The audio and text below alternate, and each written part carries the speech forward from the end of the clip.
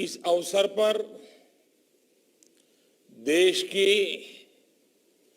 आप महिला संतों और साध्वियों द्वारा इस अभिनव कार्यक्रम का आयोजन किया गया है। मैं आप सभी का अभिनंदन करता हूं। माताओं बहनों, कच्छ की जिस धरती पर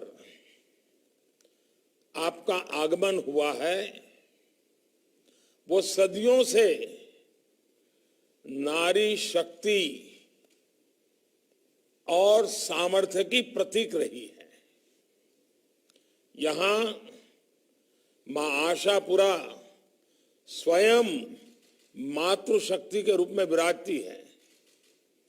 यहां की महिलाओं ने पूरे समाज को कठोर प्राकृतिक चुनौतियां, सारी विपरीत परिस्थितियां, उसके बीच जीना सिखाया है, जूझना सिखाया है और जीतना भी सिखाया है।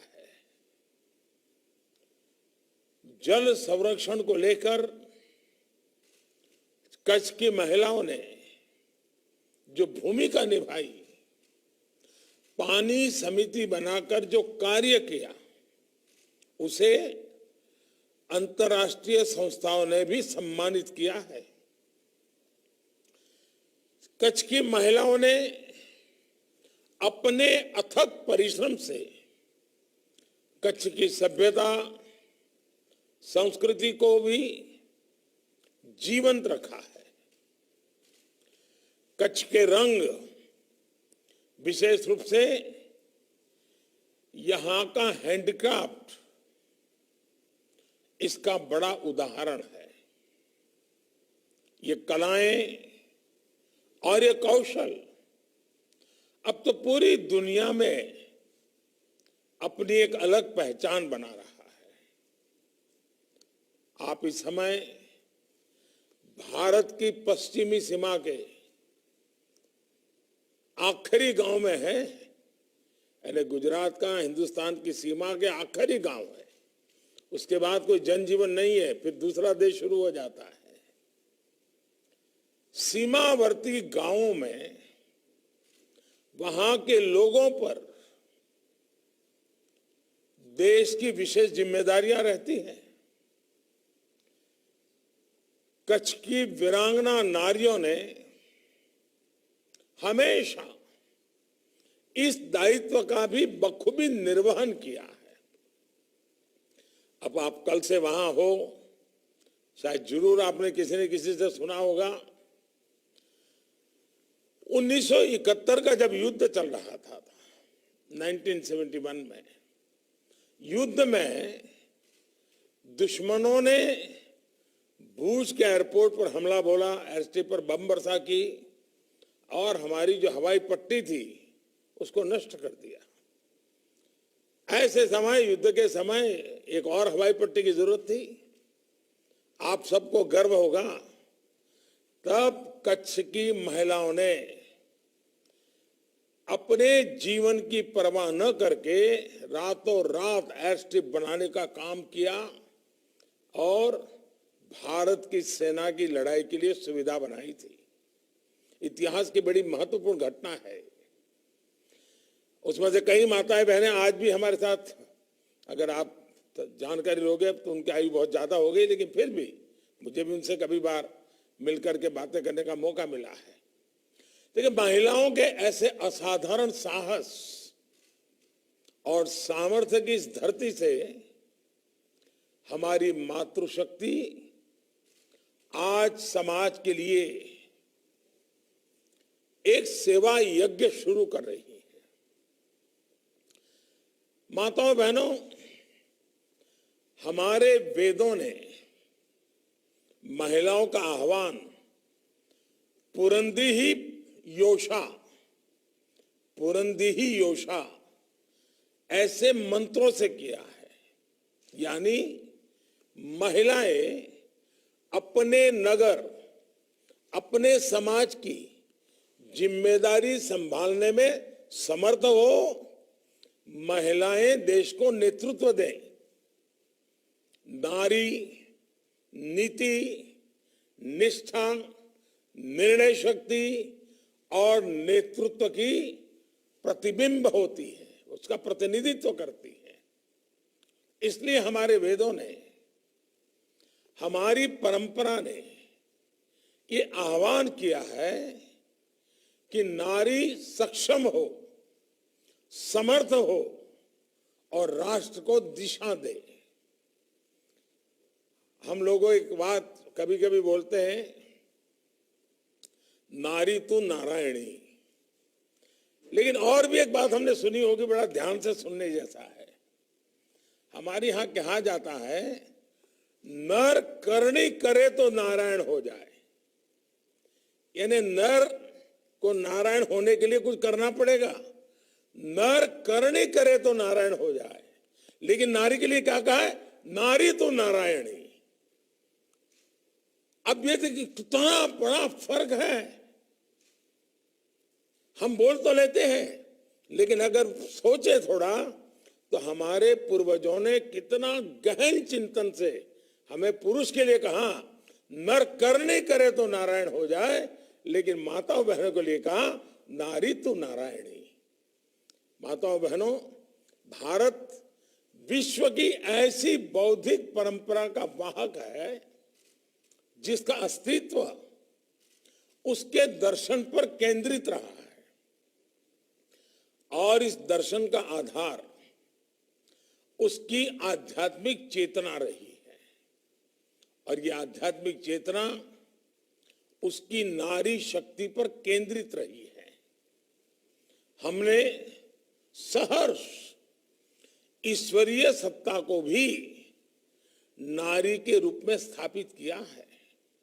जब हम ईश्वरीय सत्ता की और ईश्वरीय सत्ता को स्त्री और पुरुष दोनों रूप में देखते हैं, तो स्वभाव से ही पहली प्राथमिकता नारी सत्ता को देते हैं। फिर चाहे वो सीता राम हो, राधा कृष्ण हो, गौरी गणेश हो, या लक्ष्मी नारायण हो, आप लोगों से बेहतर कौन हमारी इस परंपरा से परिचित होगा? हमारे वेदों में गोपा, गोदा, अपाला और लोपमुद्रा अनेक विध नाम हैं, जो जैसे ऋषिकाएं रही हमारे यहाँ। गार्गी और मैत्रेयी जैसी विदुषियों ने वेदांत के शोध को दिशा दी है। उत्तर में मीराबाई से लेकर दक्षिण में संत अक्का महादेवी तक भारत की देवियों ने भक्ति आंदोलन से लेकर ज्ञान दर्शन तक समाज में सुधार और परिवर्तन को स्वर दिया है। गुजरात और कच्छ की इस धरती पर भी सती तोरल, गंगा सती, सती लोयण, रामबाई और लीरबाई, ऐसी अनेक देवियों के नाम आप सौराष्ट्र में जाओ, घर घर गूंजते हैं। इसी तरह आप हर राज्य में, हर क्षेत्र में देखिए, इस देश में शायद ही ऐसा कोई गांव हो, शायद ही ऐसा कोई क्षेत्र हो जहां कोई न कोई ग्राम देवी, कुल देवी वहां की आस्था का केंद्र ना हो।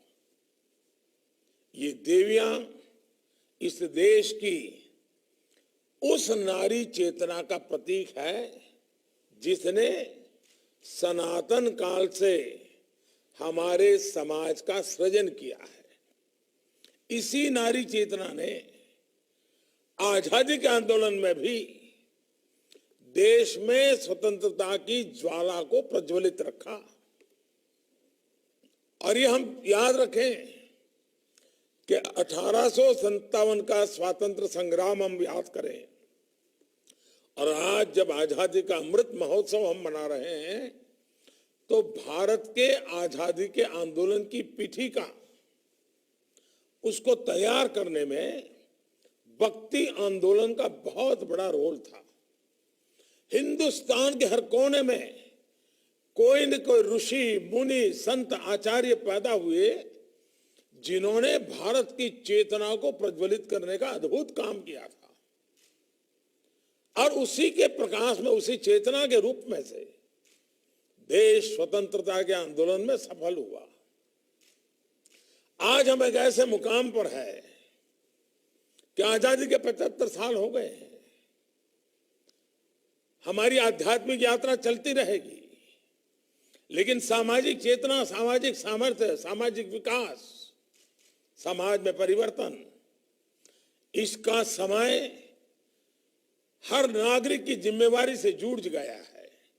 और तब जब इतनी बड़ी तादाद में संत परंपरा की सब माताएं बहनें बैठी हैं, तो मैं समझता हूं कि मुझे आपके साथ वो बात भी करनी चाहिए। और आज मेरा सौभाग्य है कि मैं नारी चेतना के ऐसे ही एक जागरूक समूह से बात कर रहा हूं। माताओं बहनों, जो राष्ट्र इस धरती को मां स्वरूप मानता हो, वहां महिलाओं की प्रगति राष्ट्र के सशक्तिकरण को हमेशा बल देती है। आज देश की प्राथमिकता महिलाओं का जीवन बेहतर बनाने पर है। आज देश की प्राथमिकता भारत की विकास यात्रा में महिलाओं की संपूर्ण भागीदारी में है, और इसलिए हमारी माताओं बहनों की मुश्किलें कम करने पर हम जोर दे रहे हैं। हमारे यहां तो ये स्थिति थी कि करोड़ों माताओं बहनों को शौच तक के लिए घर के बाहर खुले में जाना पड़ता था। घर में शौचालय ना होने की वजह से उन्हें कितनी पीड़ा सहनी पड़ती थी, इसका अंदाजा मुझे शब्दों में वर्णन करने की आवश्यकता आपके सामने नहीं है। यह हमारी सरकार है जिसने महिलाओं की इस पीड़ा को समझा। 15 अगस्त को लाल किले पर से मैंने इस बात को देश के सामने रखा, और हमने देश भर में स्वच्छ भारत मिशन के तहत 11 करोड़ से ज्यादा शौचालय बनाए। अब बहुत लोगों को लगता होगा ये कोई काम है क्या, लेकिन अगर नहीं है तो ऐसा काम भी पहले कोई नहीं कर पाया था। आप सबने देखा है कि गांवों में माताओं बहनों को लकड़ी और गोबर से चूल्हे पर खाना बनाना पड़ता है। धुएं की तकलीफ को महिलाओं की नियति मान लिया गया था। इस तकलीफ से मुक्ति दिलाने के लिए ही देश ने 9 करोड़ से ज्यादा उज्ज्वला गैस उन्हें दिए, उन्हें धुएं से आजादी दिलाई। पहले महिलाओं के, खासकर गरीब महिलाओं के बैंक खाते भी नहीं होते थे। इस कारण उनकी आर्थिक शक्ति कमजोर रहती थी। हमारी सरकार ने 23 करोड़ महिलाओं को जन धन खाताओं के जरिए बैंक से जोड़ा है। वरना पहले मैं मालूम था कि किचन में, रसोड़े में अगर गेहूं का डिब्बा है तो महिला उसमें पैसे रख कर रखती थी, चावल का डिब्बा है तो नीचे दबा करके रखती थी। आज हमने व्यवस्था की है कि हमारी माताएं बहनें पैसे बैंक में जमा करें। आज गांव-गांव में महिलाएं सेल्फ हेल्प ग्रुप्स बनाकर छोटे उद्योगों के जरिए ग्रामीण अर्थव्यवस्था को गति दे रही है। महिलाओं के पास कौशल की कोई कमी नहीं है। लेकिन अब वही कौशल उनका और उनके परिवार की ताकत बढ़ा रहा है। हमारी बहनें बेटियां आगे बढ़ सके, हमारी बेटियां अपने सपने पूरे कर सके, अपनी इच्छा के अनुसार अपना कुछ काम कर सके, इसके लिए सरकार अनेक माध्यमों से उन्हें आर्थिक मदद भी दे रही है। आज स्टैंड अप इंडिया के तहत 80% से भी ज्यादा 80% से भी ज्यादा लोन हमारी माताओं बहनों के नाम पर है। मुद्रा योजना के तहत करीब 70% लोन हमारी बहनों बेटियों को दिए गए हैं और ये हजारों करोड़ रुपए का मामला है।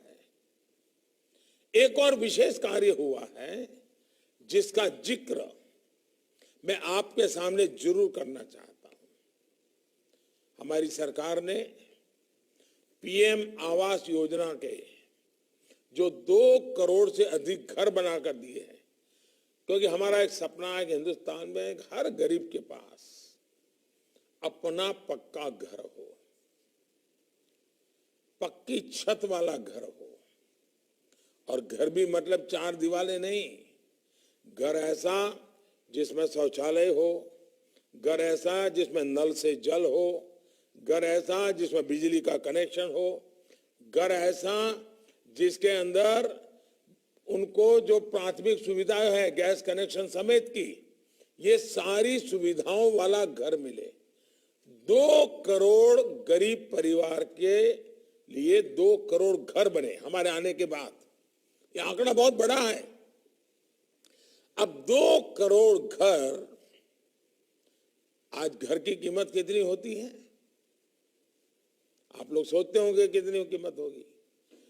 1.5 लाख, 2 लाख, 2.5 लाख, 3 लाख छोटा सा घर होगा। तो इसका मतलब 2 करोड़ महिलाओं के नाम जो एक घर बने हैं, मतलब 2 करोड़ गरीब महिलाएं लखपति बनी हैं। जब हम लखपति सुनते थे तो कितना बड़ा लगता था, लेकिन एक बार गरीबों के प्रति संवेदना हो, काम करने का इरादा हो, तो कैसे काम होता है। और आज बहुतेक जो 2 करोड़ में से बहुतेक हमारी माताएं बहनें, उनको ये मालिकाना हक मिला है। एक समय था जब महिलाओं के नाम न जमीन होती थी, न दुकान होती थी और न ही घर। कभी भी पूछ लीजिए कि भाई जमीन किसके नाम पर, या तो पति के नाम पर, या बेटे के नाम पर, या भाई के नाम पर। दुकान किसके नाम पर, पति, बेटा या भाई। गाड़ी लाए, स्कूटर लाए तो किसके नाम पर, पति, बेटा या भाई। महिला के नाम पर न घर होता है, न गाड़ी होते, कुछ नहीं होता है। पहली बार हमने निर्णय किया कि हमारी माताओं बहनों के नाम पर भी संपत्ति होगी, और इसलिए हमने ऐसे महत्वपूर्ण निर्णय किए हैं। और इसने जब उनके पास ये ताकत आती है ना, ये एम्पावरमेंट होता है, तो घर में जब आर्थिक फैसले लेने में की बात आती है तो माताएं बहनें उसमें हिस्सेदार बनती हैं, उनकी सहभागिता बढ़ जाती है। वरना पहले क्या होता था, घर में बेटा और बाप कुछ व्यापार बिजनेस की बात करते हैं और किचन में से माँ आकर के थोड़ी मुंडी रखती है तो तुरंत वो कह देते, जाओ जाओ जाओ तुम किचन में काम करो, हम बेटे के साथ बात कर रहे हैं। यानी ये समाज की स्थिति हमने देखी है। आज माताएं बहनें एम्पावर होने के कारण वो आकर के कहते हैं नहीं ये गलत कर रहे हो, ये करो, ऐसा करने से ये नुकसान होगा, ऐसा करने से लाभ होगा। आज उनकी भागीदारी बढ़ रही है। माताओं बहनों बेटियों पहले भी इतनी ही सक्षम थी, लेकिन पहले उनके सपनों के सामने पुरानी सोच और पुरानी अव्यवस्थाओं का बंधन था। बेटियां कुछ काम करती थी, नौकरी करती थी, तो कई बार उन्हें मातृत्व के समय नौकरी छोड़नी पड़ती थी। अब उस समय उसको जब सबसे ज्यादा जरूरत हो, पैसों की भी जरूरत हो, बाकी सहायता की जरूरत, उसी समय नौकरी छोड़नी पड़े, तो उसके पेट में जो बच्चा है उस पर उसका प्रभाव होता है। कितनी ही लड़कियों को महिला अपराधों के डर से काम छोड़ना पड़ता था। हमने इस सारी स्थिति को बदलने के लिए बहुत सारे कदम उठाए हैं। हमने मातृत्व अवकाश को 12 हफ्तों से बढ़ाकर 26 हफ्ते कर दिया है। यानी एक प्रकार से 52 हफ्तों का साल होता है, 26 हफ्ते छुट्टी दे देते हैं। हमने वर्क प्लेस पर महिलाओं की सुरक्षा के लिए सख्त कानून बनाए हैं। बलात्कार, और हमारे देश में हमारी सरकार ने एक बहुत बड़ा काम किया है, बलात्कार जैसे जघन्य अपराधों पर फांसी जैसी सजा का भी प्रावधान किया है। इसी तरह बेटे बेटी को एक समान मानते हुए सरकार बेटियों के विवाह की आयु को भी 21 वर्ष करने पर विचार कर रही है। संसद के सामने प्रस्ताव है। आज देश सेना में बेटियों को बड़ी भूमिकाओं को बढ़ावा दे रहा है।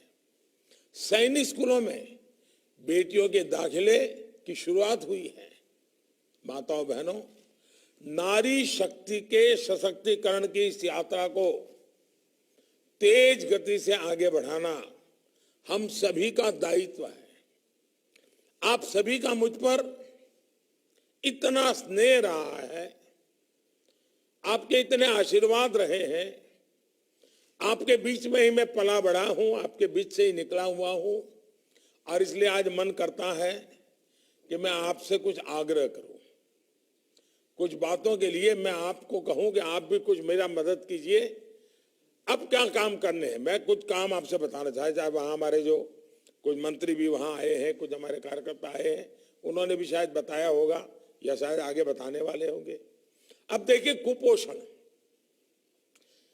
हम कहीं पर भी हो, हम गृहस्थी हो या सन्यासी हो, लेकिन क्या बच्चा या बच्ची एक कुपोषित हो, हमें दर्द होता है क्या? दर्द होना चाहिए कि नहीं होना चाहिए? क्या इसको हम साइंटिफिक तरीके से उसका समाधान कर सकते हैं? नहीं कर सकते हैं? क्या जिम्मेवारी नहीं ले सकते हैं? और इसलिए मैं कहूंगा, कुपोषण के खिलाफ देश में जो अभियान चल रहा है उसमें आप बहुत बड़ी मदद कर सकती है।